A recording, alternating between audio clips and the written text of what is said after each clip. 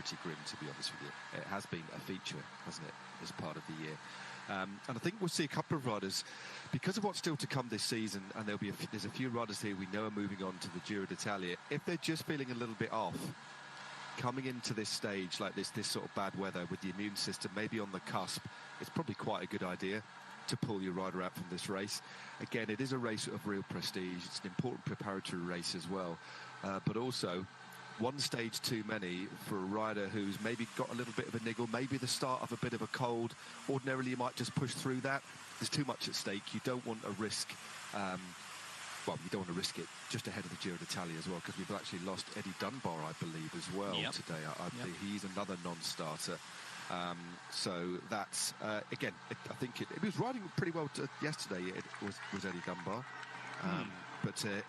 yeah, he's off to the Giro d'Italia, and I think it's purely because, OK, let's keep him OK. If you're not feeling right, rest up, keep warm, and you're not going to lose much at all. So that's why I think we've seen quite a few riders drop out as a precaution, really. And just a quick one on Alexander Balmer. I think one of the reasons he's been in this break so much is he's actually not got a contract with Jayco Alula. He rode with them in 2023. And for the entire season so far, he's been racing for the Swiss national team down in Portugal, in the Ardennes. So he's racing aggressively, I think, so he can move back into the pro ranks. So at the moment, he's just essentially an elite amateur rider. Thanks for pointing that out, Matt, because that was going to be my next question. I was going to go, how can you be riding for Jayco Alula and be in the race racing against the Jayco Alula team? I'm sure it's happened before, but I think you can do it. But I don't think you can do it at a World Tour race. Like in the Tour of Britain, for example, which is 2 Point Pro, you can have your squad riding in. Some guys will ride for the GBT.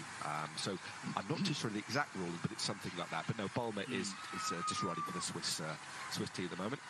But that is a grim day, isn't it? Oof. Oh, yes. Yeah, they're on the descent at the moment. And whenever we've got a loop like this, which has a mighty river in the middle of it, it effectively means that the climbs and the descents come either side of that river. This water follows the line of least resistance, as we all know. But just to point that out, because it's an easy way of noticing where we are. So we're descending back down to the Rhone again. We'll cross over the bridge and start the climb of Dardigny, which is our only categorised climb each lap. It's a third cat climb. There is said bridge, and the climb will just gradually start the other side. In fact, you can see the hill rising up in front of them. And that will be the next of our classified points. Remy Cavagna won the last one. The early little sneaky breakaway. Just one of those things. It just wasn't a good day. And he did allude to the fact that he was getting a little bit tired. He's already had a very densely packed first part of the year, and maintaining the level of form you need to win at this level is very hard. And he still is a young rider. Remember, he's still only 21 years of age. But I think because of his potential, what he's already shown as well, we're in danger, aren't we, as armchair critics, as commentators, and also as fans of it, of constantly expecting the best riders to just perform all the way through the year. So you think, oh yeah, he wasn't great, but he's already won this year. He's already been in very good form for the best part of 3 months. So, and he's still sitting in 5th place overall at only 27 seconds. I think we've got to start cutting these guys a little bit of slack, haven't we? But he wasn't 100%. It wasn't a catastrophic day. It didn't completely implode, but when you saw the differential, when you saw the ferocity of that attack from Richard Carapaz, it was night and day, wasn't it? It was utterly emphatic. Lipovitz as well, that little surge in the last 100 metres to almost shut down the Ecuadorian was mightily impressive. But no, not a great day for Ayuso.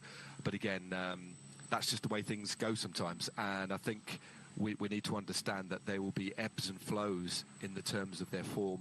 There are 1 or 2 riders who just seem to hold form all year. Tadej Pogacar is one of those riders with the odd off day in the Tour, as we've seen in the past. But would possible to do more, but in the end I'm super happy with the situation right now, and also when I'm looking up to the Giro, I'm super confident now, and I think now we have to bring it home safe today, and then Yeah, because yesterday you came back quite close from Richard for the stage victory. Knowing that before, I guess there was a bit of a moment of hesitation when Alex was dropped. So maybe it could have been a victory yesterday. Yeah, I mean, in the end, it's super easy to judge, like, what should I have done, but in the end, it was a tough decision also with Vlasov. He was super close in the back, so we didn't really know like if he can come back, but in the end I just tried on the last steep kicker, and yeah, it was super close, but just a bit too late, I think. And what could you do today? Normally today is a sprint, there's still some time bonuses too, but we saw the weather. Is something possible? I mean, I hope we just go safe to the finish, and then yeah, it's fine for me. There we go. Well, there we go. Bora Hansgrohe, who have riders in second and third on general classification, and only 2 seconds between Vlasov and Lipovic. Right, while he was talking, Rémi Cavagna has decided, now I'm done with you guys, I'm out of here. The most experienced and possibly the strongest rider in that breakaway on a day like this, certainly he's making it look like it at the moment, has flown the nest. Before they'd even got under a minute of lead, Cavagna has decided, and hoping maybe, Matt, that if the other three are caught, they might assume that was it and forget that he's out front. The old romantic in me says, no, it's not going to happen. But, right, that was a hard attack as well. Yeah, I mean, he's won from distance in the past. You've just got to look back. It's a few years ago, actually, when that stage in the Vuelta that he won. It's been an amazing stage win. But it's clearly, the gap's coming down, as you said. It was hovering around 2 minutes when we came on air. It's slowly been chipped away. And he's made the call that he's clearly feeling the strongest. To go this early is a bold move, but he just feels that this is the right time to go. He's an intelligent rider. It's a big call. There's a lot of teams with interest behind to keep the pace high. Now, Ineos Grenadiers don't necessarily need to bring him back. And you could argue that the Ineos Grenadiers might want him to, just in case something happens on the run into the line. Let's say there's a situation where it's all back together. Vlasov takes a little bit of time. There's some nerves in the bends, and he, like on paper, could take, because this is very long straights. They've pretty much always got him in his sights, and they've worked together, pegged him back. But the gap now just, well, it's saying 1 minute and 6 seconds, so the gap has come down as the peloton files their way over the river again. Very bluey green, the Rhone at that point, isn't it, where it flows out of the lake? Extremely greeny water. I don't know whether that's to do with the high rainfall or something. Talking of rainfall, Matt, you mentioned to me briefly off air, just before we came on air, the sad news that one of the UK's sole one-day UCI races, if not the only one, I think, actually this year, the Sickle Classic, has had to be called off at late notice today due to extremely high rainfall. It's that fantastic race I know you've ridden a few times around Melton Mowbray, and unfortunately have to be called off. So our thoughts very much with Colin Clues, the organiser, and all the people involved with bringing that great race to the British scene every year. Yeah, big shame. But I think it was all due to the risks posed to riders, which has to be at the forefront of every race organiser's mind. That is the priority. But unfortunately, yeah, that race not taking place. Do wish the organiser all the best to get that race on next year, because, as you say, a very, very important firmament, really, of the British elite racing scene. As we head onto the climb of Dardanie for the final time. So last time up, don't know what has happened. Oh my goodness me! So that, I mean, it just did, I mean, can't be sure. It certainly didn't look like it was Arkea. It looked like it was Ineos Grenadiers, and their lack of appearance at the front of the group from what we've seen so far would suggest that their race leader has had an issue. Matt, I think you said you saw an Ineos Grenadiers rider either down or at least had stopped in amongst that. There's one that crashed. There's one that gone over the barrier, yeah. And then Hayter behind. But the fact they weren't anywhere near the front during those the skirmishes that ultimately saw Enzo Pellini go clear. Oh no, there they are. Sorry, they're there on the front. No, they are there. Excuse me, it is them just there at the back. So my mistake. My mistake. Good luck picking out which one of them is Carlos Rodriguez. We presume C-Rod is in there, Matt, but it does look. Yeah. Again, everybody wrapped up against these awful weather conditions, but they do appear to be there tucked in. There's at least 4 riders there, so that would make sense actually. It's the red helmets, it's not black helmets. So there's 2 riders out the back, and there's at least 4 there. Well, Andrea Van Drame, we'll go back to him in just a moment, off the front of this pack, in order to try and get the maximum 15 points in Cartigny. There'll then be 10 and 6 to go to the others. Of course, there's points available on the finish line, but he wants to make sure that he goes about this in a calculated manner and picks up maximum points in this final sprint point. Exactly. Well, doing that, I mean, that effort off the front just for a few Ks, he could sit up, come back, and then still try and go for the sprint if he keeps himself in a decent position as well. So he's a pretty versatile rider. We talked about him a lot in the past. He can climb well. We always see him in breakaways, and he can sprint very well. But as you say, he's just making absolutely sure. But the one team that are assisting and doing a very good job at the moment is Lidl Trek with their 2 sprint options. Again, still we don't know who they're going to pick today, Simone Consoni or Thibaut Nice, but an exciting prospect underway. Andrea Vendrame, of course, who we'll probably look back at in just a moment, is a winner, former winner, there he is, former winner of one of my favourite one-day races of the year, Matt, and we're only 1 week away from that. Trobro-Leon, 1 week to go to Trobro. He was the winner in 2019 when he was riding for Androni Giocattoli, Gianni Savio's team, way back when. So that shows his versatility. Anyone who can win Trobro-Leon is a great bike handler and an aggressive rider too. That race 1 week ago. 1 week to go. I'm looking forward to bringing viewers live coverage of that next Sunday, in actual fact.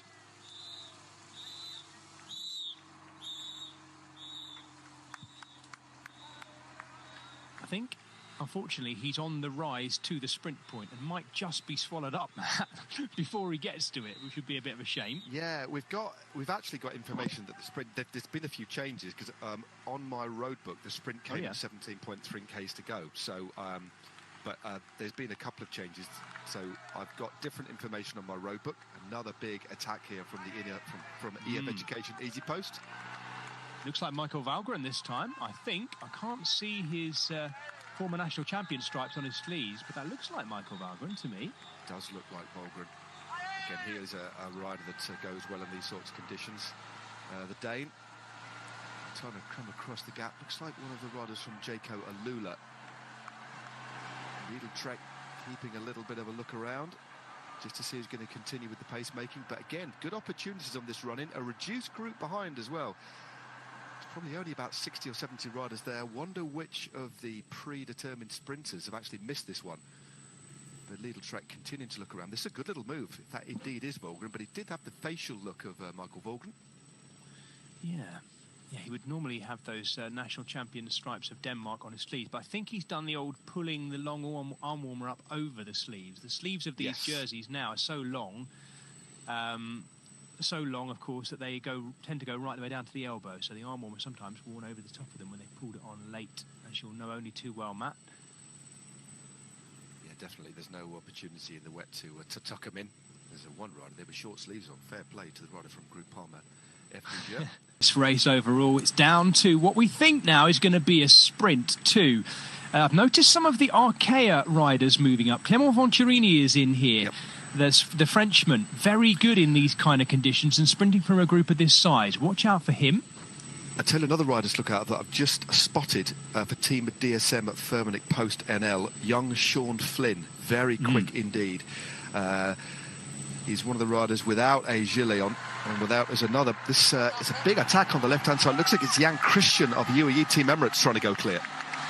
They're not giving up, UAE Team Emirates, in this race, are they? They have taken it on pretty much every single day, and despite the fact that they're down by one, Jan Christian is the next of those to go. You'd understand that, the Swiss rider wanting to really show off on the final stage in a race in which, on stage one when he attacked, he looked absolutely blisteringly quick on the hill. He's been brought back in by Movistar this time, though. This is going to be an interesting one to call, Matt, not least because we can barely see any race numbers at all. Visma Lease Bike have very kindly got their jerseys off, and Tim van Dijk is the number 16. He has Julien Vermont looking after him. 16 is Tim van Dijk, a good threat, a good pick for today, too. I think Emmels Lippens is in there as well. No, Matt, I think we saw earlier that Emmels Lippens was out of the race, but if he is, that might be wrong.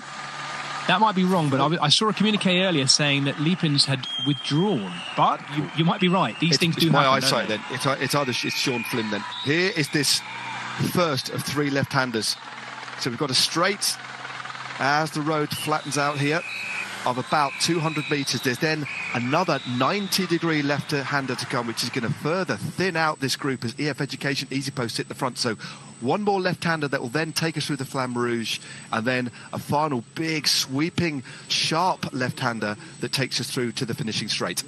Vermeersch, well, in fact, Vermeersch looks to me like he might be getting ready to go early, Matt, or at least he's moving up behind the leading riders, the Alpecin-Deceuninck rider in the light blue on the left. That looks like Godon this time, sitting second wheel for Decathlon As You Deserve, the winner of stage 1. Godon very well placed. He's got a rider in front of him. I can't even see what team that is, Matt, in the white helmet, the black jacket. I don't know if you can. It's a... Yeah. No, I can't see. Yeah, that's unfortunately, that's one of those things. Godon is definitely the decathlon rider, but he's got an Arkea rider underneath him. I think that's Venturini. Good luck seeing the race number, but Venturini, I think, is open. Here comes Godon. Consoni is there in third too. Godon's coming. He's going to get his second stage win, I think. Dorian Godon looks untouchable in this sprint, but is he going to be? Yes, he is. Dorian Godon's going to take the final stage, and a dominant performance from Godon. What a race for them this week. Decathlon As You Deserve have been one of the best teams here this week, and Dorian Godon, sorry about it, but he's the best sprinter.